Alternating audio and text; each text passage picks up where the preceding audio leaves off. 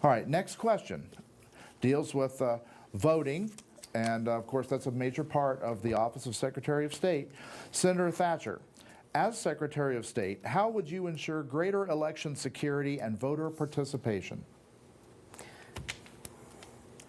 So I have served on many voter-related and election-related things over my period of time in the legislature, having served on the Help America Vote Act state steering committee, as well as being on the Rules and Elections Committee, and working on many issues surrounding ballot integrity and access.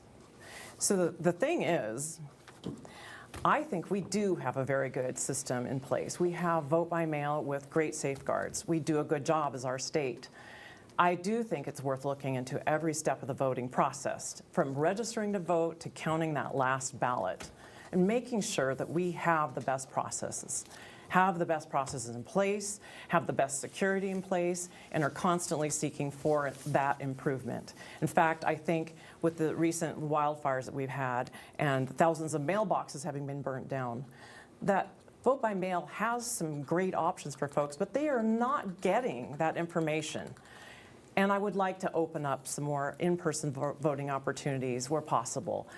Even the governor agreed with me on that when she said it on Face the Nation not too long ago. I just think that we can do a better job. I think we can always be striving to look for better ways of doing things, and that's what I will do, and having that look at every step of our voting process, see where we're lacking, see where we can make improvements, and then go from there, and always be looking for those improvements. All right, thank you very much.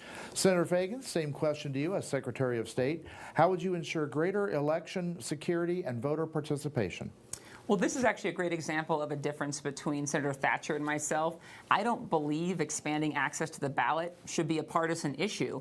That's why I've been proud throughout my service in the legislature to lead every major effort we've had since I've been there to expand access to the ballot, from automatic voter registration to most recently prepaid postage. Sadly, Senator Thatcher and her Republican colleagues all voted against those. But the good news is that across the country, after Oregon led on automatic voter registration, other states and Republican legislatures and Republican governors have now signed that into law. It was sad that it was partisan with Senator Thatcher here in Oregon, but we have a great vote-by-mail system here in Oregon. 4 years ago, Senator Thatcher called our vote-by-mail system plagued when asked if other states should be encouraged to follow Oregon's vote by mail.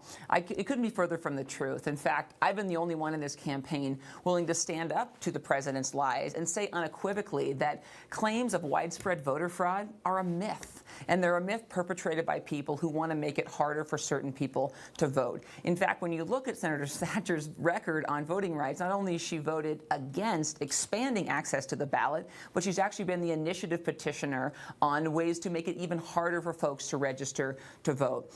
Since I have 43 seconds left, I want to go back to something that she said. I've never had a failed business. The Oregon Secretary of State's corporate division, and you should know this, but I'm happy to inform you, anybody can go on there and register a business name. All you have to do is pay the $50. I've had different ideas with my brother. We had something called Nana's House LLC. We wanted to set up a house for other people who were in recovery. My brother and I didn't end up pursuing that idea, but one of the fun things I did was went on and registered the name with the Secretary of State, and then when we didn't end up pursuing it, as a working mom who's also a lawyer and a legislator, it simply goes away because you don't repay the fee. I've never had something closed down. That's just simply a false attack from Senator Thatcher.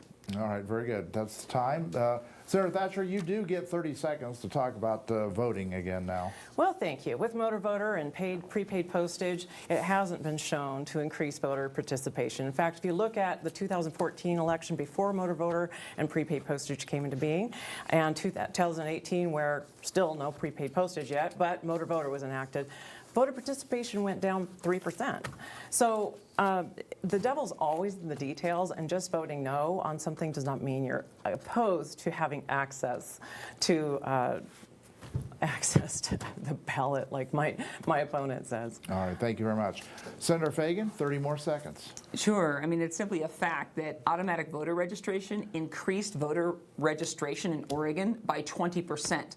So there were that many more registered voters. So she points to an election in 2014 before there were 20% more registered voters.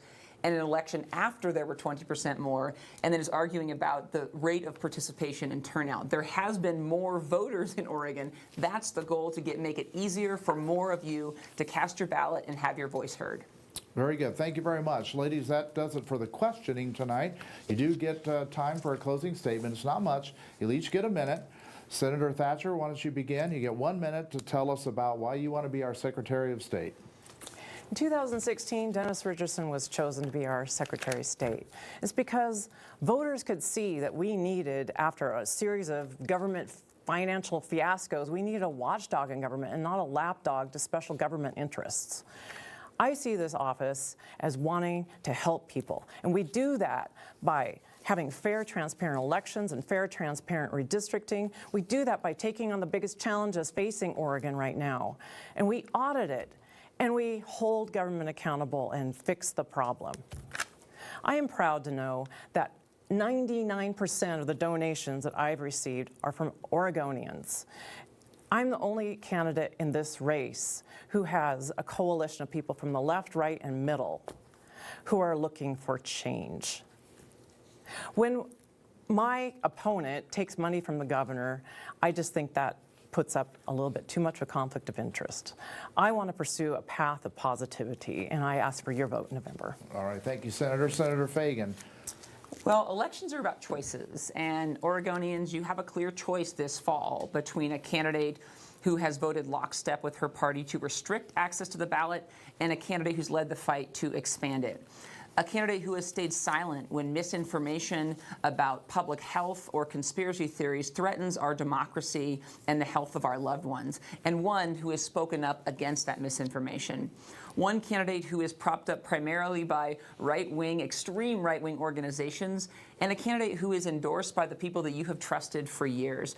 I'm proud to be endorsed by the multi-partisan labor organizations like the American Postal Workers Union, the Oregon Education Association, the Oregon State Firefighters Council. I'm also proud to be endorsed by Senators Merkley and Wyden.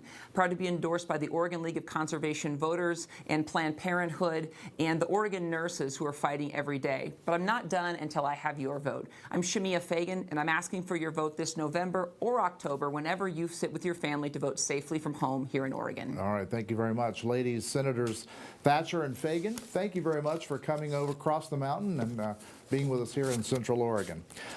This debate will be posted a little bit later on tonight on our website, ktvz.com.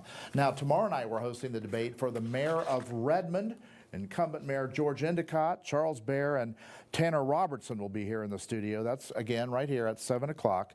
And, of course, on election night, we're going to have extensive coverage throughout the night, the latest results coming in.